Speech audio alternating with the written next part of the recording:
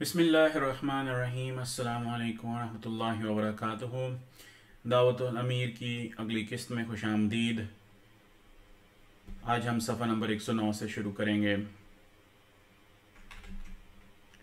एक तग़य्युर अखलाकी हालत में रसूल करीम सल्लल्लाहु अलैहि वसल्लम ने ये बयान फरमाया था कि इस वक्त नफ्स ज़किया मारा जाएगा। हजजुल करामा फ़ी असारुल क़यामा सफ़ा 351 मतबूआ भोपाल 1209। बहारुल अनवार मुहल्लफ़ शेख मोहम्मद बाक़िर अल मजलसी जिल्द 52 सफ़ा 304 मतबूआ बैरूत लबनान 1983। लोग इसकी मुख्तलिफ तावीलें करते हैं, मगर बात साफ है इसके ये मानी है कि इस वक्त पाक नफ्स इंसान का तलाश करना नामुमकिन हो जाएगा। अब इस अमल को देख लीजिए। मसीह मऊद अलैहिस्सलाम के असर को अलग करके कुल दुनिया पर नज़र डाल जाएं, नफ्स ज़किया कहीं ना मिलेगा। या तो मुसलमानों में एक एक वक्त में लाखों बाखुदा इंसान होते थे, या इस ज़रूरत मुसीबत के वक्त एक अहले अल्लाह का मिलना नामुमकिन है। बेशक बड़े बड़े सजादा नशीन और उलमा और मशाइख और मुतसफ़ मौजूद हैं जिनके हज़ारों लाखों मुरीद हैं, लेकिन नफ्स ज़किया कोई नहीं। इनमें से एक का भी खुदा ताला से ताल्लुक़ नहीं। अपनी तरफ से विर्द और वज़ाइफ करने तो पाकीज़गी की अलामत नहीं है।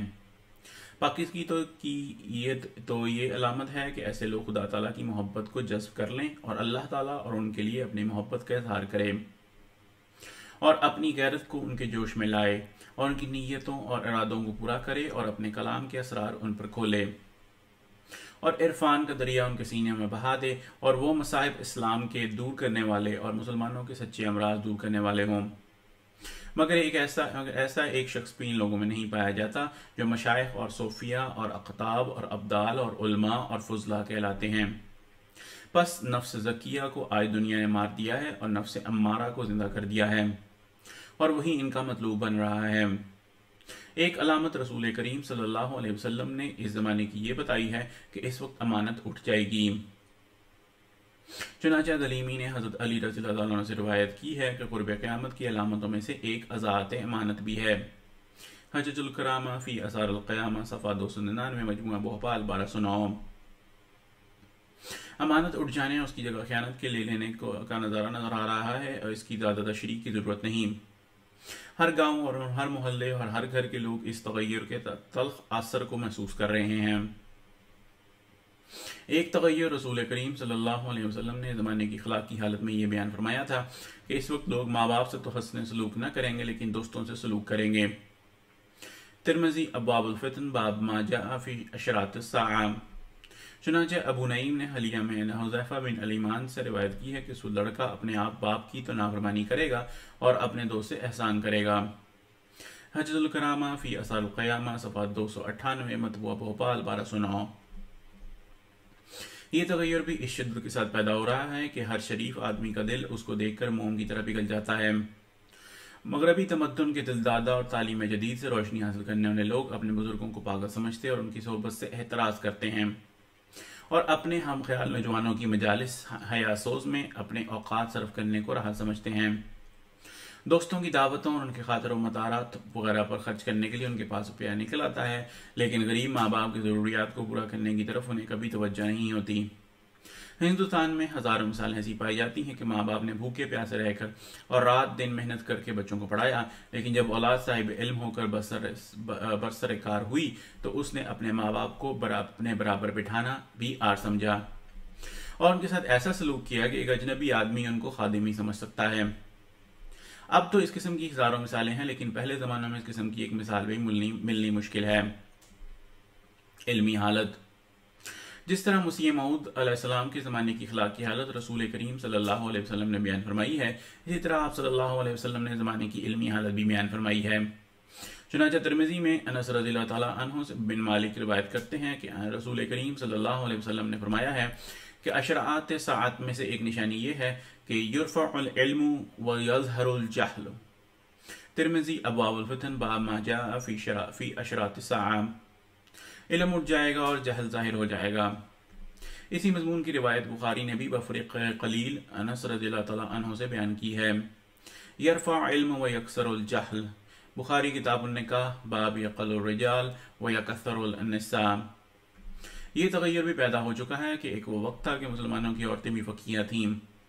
हज़रत उमर रज़ियल्लाहु तआला अन्हु फरमाते हैं कि अंसार की औरतें भी उमर रज़ियल्लाहु तआला अन्हु से ज़्यादा कुरान जानती हैं, जिससे उनका ये मतलब था कि बच्चा बच्चा कुरान करीम से ऐसा वाकिफ़ है कि वो बड़े बड़े आलम के फतवे पर जरा कर सकता है, और नादानी और जहालत की वजह से नहीं बल्कि दलाइल की बिना पर। हज़रत आयशा रज़ियल्लाहु तआला अन्हा के इल्म और आपकी सकाहत का कौन कार कर सकता है, मगर आज इल्म दीन का यह हाल है कि ऐसे लोगों के सिवा जो दूसरे इल्म सीखने की काबिलियत नहीं रखते, इसकी तरफ कोई तवज्जो ही नहीं करते, और जो इल्म सिर्फ इसलिए पढ़ाया जाए कि उसके पढ़ने में कुछ खर्च नहीं होता बल्कि उसमें रोटियां मिल जाती हैं, उसमें क्या बरकत हो सकती है, और इस नीयत से पढ़ने वालों को दुनिया को क्या फ़ायदा नफ़ा पहुँचा सकते हैं। इस हदीस की तायीद और बहुत सी अहादीस से भी मिलती हैं, और इसका मतलब हरगिज़ नहीं कि इस वक्त सब किस्म के इल्म उठ जाएंगे, बल्कि इससे मुराद सिर्फ इल्म दीनिया हैं, वरना इल्म दुनियावी की ज़्यादती अहादीस से साबित है। चुनाचे अबू हुरैरा रज़ियल्लाहु तआला अन्हु से तिरमिज़ी में रिवायत है कि आखिरी ज़माने में दीनी अगराज के सिवा और अगराज के लिए इल्म सिखाए जाएंगे। तिरमिज़ी अबाबुल फितन बाब मा जाअ फ़ी अशरातुस्साआ। और यही हालत इस वक्त पैदा है। अलूम दुनियावी इस कदर तरक्की कर गए हैं कि एक आलिम उनकी तरक्की पर हैरत में है, और अलूम मजहबी इस कदर बेतवज्जुही का शिकार हैं कि झोला उलमा कहला रहे हैं। तमद्दुनी हालत। रसूल करीम सल्लल्लाहु अलैहि वसल्लम ने मसीह मऊद के ज़माने की तमद्दुनी हालत का भी नक्शा खींचा है, और बहुत सी अलामात ऐसी बयान फरमाई हैं जिससे इस वक्त के तमद्दुन का पूरा नक्शा खींचा जाता है। चुनाचे उन अलामतों में से एक ये है कि इस वक्त सलाम का तरीक बदला हुआ होगा। इमाम अहमद बिन हम्बल रहमतुल्लाह अलैह मास बिन अनस रज़ियल्लाहु तआला अन्हु से रिवायत करते हैं कि इस उम्मत की खराबी और बर्बादी के ज़माने की एक ये अलामत होगी, और यही ज़माना मसीह मऊद का है कि लोग आपस में मिलते हुए एक दूसरे पर लानत करेंगे। मसनद अहमद बिन हम्बल जल्द 3 सफ़ा 439। गो शरा इस हदीस की ये मानी बयान करते हैं कि इससे मुराद सफला लोगों का मिलते वक्त एक दूसरे को गालियां देना है, मगर दर हकीकत इसमें से इससे भी बढ़कर एक और तगय्युर की तरफ इशारा किया है, जो सफलों में नहीं बल्कि मुसबाज इलाकों के मुसलमान शरफा में भी पाया जाता है, और वह बंदगी और तस्लीम का रिवाज है। हिंदुस्तान में बड़े लोग आपस में सलाम कहना हद तक ख्याल करते हैं, और इसकी जगह आदाब और तस्लीम कहते हैं, बल्कि हिंदुओं की अकल में बंदगी तक कह देते हैं, जिसकी ये मानी है कि मैं आपके सामने अपनी अबूदियत का इजहार करता हूँ, और ये अल्फाज इस लफ्ज़ की जगह इस्तेमाल करने जिसके मानी सलामती और हिफाजत के हैं, दर हकीकत मुलायना ही है। क्योंकि जब कोई शख्स शरक के कलमात कहता है या खुदा के लिए जिस फरमाबरदारी का इजहार मखसूस है उसका इजहार बंदों के लिए करता है, वो खुदा की लानत एक दूसरे पर डालता है। लफ्ज़ आदाब जिसका मुसलमानों में रिवाज ज़्यादा है, उसका दर हकीकत यही मतलब है कि हम बंदगी और तस्लीम कहते हैं, और ये लफ्ज़ इसलिए इख्तियार किया गया है था ऐसे मुशरिकाना अल्फाज बार बार इस्तेमाल करने से दिल में जो मलामत पैदा होती है उसके असर से महफूज हो जाएं। एक तमद्दुनी तगय्युर। रसूल करीम सल्लल्लाहु अलैहि वसल्लम ने यह बयान फरमाया है कि इस मुसलमानों में इज्जत बवजह दीन के ना होगी, बल्कि बवजह माल और सियासी अमाल वगैरह के होगी। हाजतुल करामा फी असारुल क़यामा सफ़ा 297 मतबूआ भोपाल 1209 हिजरी। इब्ने मरदूविया रहमतुल्लाह अलैह ने इब्ने अब्बास रज़ियल्लाहु तआला अन्हु से रिवायत की है कि हज़रत सल्लल्लाहु अलैहि वसल्लम ने फरमाया कि अशरात सात में से एक ये भी है कि इस वक्त साहिब माल की ताज़ीम होगी। हिज्जतुल करामा फी असारुल क़यामा सफ़ा 297 मतबूआ भोपाल 1209। ये हालत भी पैदा है वो कदीम दस्तूर जो ख़ानदानी वजाहत को सब पावाई से इज्जत पर मुकद्दम किए हुए थे, अब बिल्कुल मिट गया है, और इज्जत का एक ही म्यार है कि इंसान साहिब माल हो। पहले मालदार और दौलतमंद लोग उलमा की मजालिस में हाजिर होते थे, और अब उलमा इस अमर में फ़ख्र महसूस करते हैं कि उन्हें किसी अमीर की दोस्ती का फ़ख्र हासिल है, या यूं कहिए कि उसकी ड्योढ़ी पर जुब्बा साई की इज्जत नसीब है। इसी तरह हुज़ैफा इब्नुल ईमान से रवायत है कि ज़माना मुसलमानों पर आने वाला है कि एक शख्स की तारीफ की जाएगी कि मा अजलदहु व अज़रफहु व मा अक़लहु व मा फ़ी क़ल्बिही मिस्क़ालु हब्बतिन मिन ख़र्दलिन मिन ईमान। तिरमिज़ी अबाबुल फितन बाब मा जाअ फ़ी रफ़अल अमाना। यानी कहा जाएगा कि फलां शख्स क्या ही बहादुर है, क्या ही खुशतबा और नेक अखलाक है, और क्या ही अक्लमंद है, हालांकि इस शख्स के दिल में एक राई के बराबर भी ईमान न होगा। यह हालत भी उस वक्त पैदा है कोई शख्स खुदा कैसा ही बेदीन हो मुसलमानों के हकूक का नाम लेकर खड़ा हो जाए, छठ मुसलमानों का लीडर बन जाएगा, कोई नहीं पूछेगा कि यह शख्स इस्लाम पर तो कायम नहीं, इस्लाम का लीडर उसे अल्लाह ताला ने क्यों कर बना दिया। इतना ही काफ़ी समझाया जाएगा कि यह उम्दा लेक्चरार है, या खूब दानाई से अपनी हरीफ का मुकाबला कर सकता है, या सियासी ज़रूरत के वक्त को पूरा करने के लिए अपनी जान देने को तैयार है। एक तगय्युर रसूल करीम सल्लल्लाहु अलैहि वसल्लम ने यह बयान फरमाया है कि इस वक्त मोमिन जलील होंगे और लोगों के डर से छुपते फिरेंगे। हजजुल करामा फी असारुल क़यामा सफ़ा 295 मतबूआ भोपाल 1209।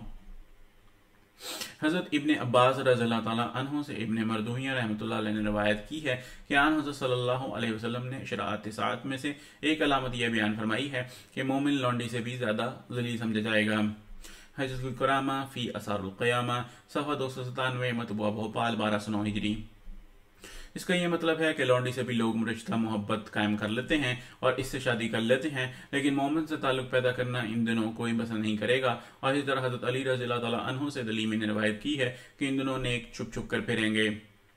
हजजुल करामा फी असारुल क़यामा सफ़ा 295 मतबूआ भोपाल 1209। ये हालत भी एक अरसे से पैदा है, मोमिनों से ताल्लुक को नाजायज समझा जाता है। जो भी सच्चा मुत्तबे कुरान मजीद और सुन्नत रसूल करीम सल्लल्लाहु अलैहि वसल्लम का हो, उससे बदतर इंसान मुसलमानों में कोई नहीं समझा जाता।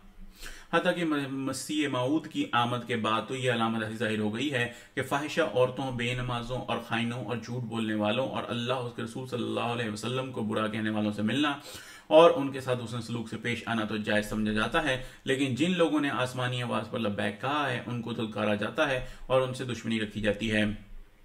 एक अलामत ज़माने की रसूल करीम सल्लल्लाहु अलैहि वसल्लम ने यह बयान फरमाई है कि इस वक्त मुसलमानों में अरबी का चर्चा कम हो जाएगा।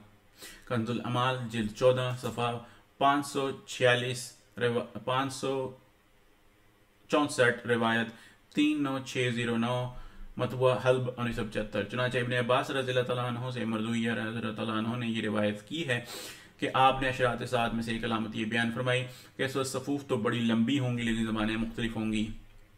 हजजुल करामा फी असारुल क़यामा सफ़ा 297 मतबूआ भोपाल 1209। और ये नक्शा हज के आयाम में खूब नजर आता है। हज की बड़ी अगराज में से एक अर्ज ये भी थी कि उसके जरिए से इज्तिमाई इस्लाम कायम रहे, लेकिन अरबी जबान को तर्क कर देने के सबब वहाँ लोग जमा होकर भी फरीज़ा हज अदा करने के सिवा कोई इज्तिमाई या मिली फ़ायदा हासिल नहीं कर सकते।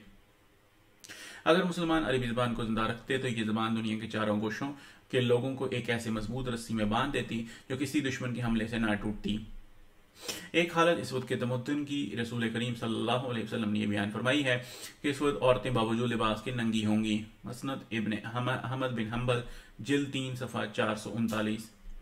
यह हालत भी इस वक्त दो तरह पैदा हो रही है। एक तो आला कपड़ा इस कदर सस्ता हो गया है कि आमतौर पर लोग वो कपड़ा पहन सकते हैं जो पहले उम्र तक महदूद था, और कपड़े भी ऐसे बारीक तैयार होने लग गए हैं कि उनका लिबास पहनने से एक ख्याली जीनत तो शायद पैदा हो जाती होगी, मगर पर्दा यकीनन नहीं होता। और अक्सर हिस्सा दुनिया का इन लिबासों का शैदा हो रहा है और इसे औरतों के लिए जीनत ख्याल कर रहा है। दूसरी सूरत यह है कि अहले यूरोप और अमेरिका की औरतों के लिबास का तरीका ऐसा है कि उनके बाज काबिल सतर हिस्से नंगे रहते हैं। मसलन आमतौर पर अपनी छातियां नंगी रखती हैं, कोहनियों तक बाहें नंगी रखती हैं, बस बावजूद लिबास के वो नंगी होती हैं। गर्ज दो तरह इस अलामत का ज़हूर हो रहा है, मुसलमानों में बारीक कपड़ों के इस्तेमाल से और मसीहों में सीना और सर और बाजुओं के नंगे रखने से। एक अलामत रसूल करीम सल्लल्लाहु अलैहि वसल्लम ने आखिरी ज़माने की जो मसीह मऊद के ज़हूर का ज़माना है ये बयान फरमाई है कि औरतें उस वक्त ऊँट के कोहान की तरह सर के बालों को रखेंगी। मुस्लिम किताब लिबास बाबुन निसा अल-कासियातुल आरियातुल माइलातुल मुमीलात। चुनांचे यूरोप की औरतों का यही तरीका है, वो सर को गूंदना पसंद करती हैं और बाल फुलाकर ऐसा रखती हैं कि यूं मालूम होता है कि सर पर कुछ और चीज़ रखी है। दूसरी अक़वाम भी इनके किरदार से मुतासर होकर उनकी नकल कर रही हैं, और जिस तरह लोग उनके बाकी अक़वाल और अफ़ाल को वही आसमानी से ज़्यादा कदर व मसनद की निगाह से देखते हैं, इस अमर में भी उनकी तबाह में तहजीब की तरक्की देखते हैं। एक अलामत ज़माने की हज़रत इब्ने अब्बास रज़ियल्लाहु ताला अन्हु ने इस रसूल करीम सल्लल्लाहु अलैहि वसल्लम से ये रिवायत की है कि इस वक्त औरत अपने खाविंद के साथ मिलकर तिजारत करेगी। हजजुल करामा फी असारुल क़यामा सफ़ा 297 मतबूआ भोपाल 1209। कंजुल अमाल जिल्द 14 सफ़ा 583 रिवायत 39639 मतबूआ हल्ब 1975। यह अलामत भी जाहिर हो चुकी है, बल्कि इसका कदर जोर है कि औरतों के बगैर तिजारत कामयाबी नहीं समझ जाती। और इससे भी ज्यादा अभी हालत पैदा हो रही है कि यूरोप के बाद शहरों में दुकानों पर बाज़ खूबसूरत औरतें सिर्फ इसी घर से रखी जाती हैं कि वो ग्राहकों से मिलकर उनके दिल लुभाने की कोशिश किया करें ताकि वो जरूर सौदा वहीं से खरीदें और खाली न लौट जाएं। एक अलामत ज़माने के तमद्दुन की रसूल करीम सल्लल्लाहु अलैहि वसल्लम ने यह बयान फरमाई है कि इस वक्त औरतें इस कदर आज़ाद होंगी कि वो मर्दों का लिबास पहनेंगी और घोड़ों पर सवार होंगी। कंजुल अमाल जिल्द 14 सफ़ा 583 रिवायत 39639 मतबूआ हल्ब 1975। बल्कि मर्दों पर हुक्मरान होंगी। हिजजुल करामा फी असाल क़यामा सफ़ा 298 मतबूआ 1909। तमद्दुन मौजूदा में ये तग़य्युर भी पैदा हो चुका है और अमेरिका और दीगर मसीही ममालिक में और उनकी देखा देखी दूसरे मज़ाहिब के पैरों में भी औरतों की आज़ादी का गलत मफ़हूम लिया जाने लगा है कि सुनकर हैरत होती है। और इन ख्यालात के असर से मौजूदा तमद्दुन पिछले तमद्दुन से बिल्कुल बदल गया है। औरतें कसरत से मर्दों के साथ मिलकर घोड़ों पर सवार होकर शिकार और घोड़ दौड़ों में शामिल होती हैं, बल्कि सर्कस में तमाशे दिखाती हैं और मर्दों का लिबास पहनने का रिवाज भी मसीही ममालिक में कसरत से है। अलल खसूस जंग के बाद से तो लाखों औरतों ने बिल्कुल मर्दाना लिबास पहनना शुरू कर दिया है। बर्जस और छोटा कोट भी इनमें एक फैशन की सूरत इख्तियार कर गया है। औरतों को जो हुकूमत मर्दों पे हासिल हो चुकी है वो भी अब नौयत में निराली है।